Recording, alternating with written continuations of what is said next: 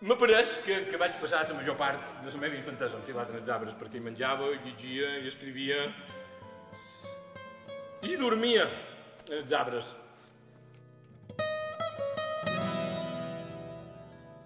I m'encantava orinar des d'un arbre, dibuixant un arc molt alt i fent tremolar les fulles.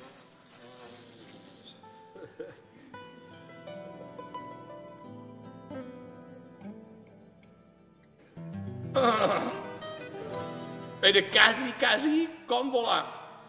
Per ventura no era tan elegant o tan emocionant, però era un bon substitutiu del vol.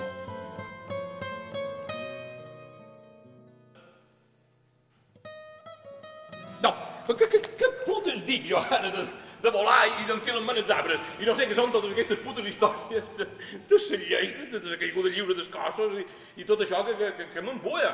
Si jo la vull contar és una història molt distinta, jo vull contar la història del senyor Sommer, vaja, en tant que sigui possible, perquè en realitat tal història no existeix, sinó només aquest home molt estrany, la trajectòria vital del qual se va creuar un parell de vegades amb la meva.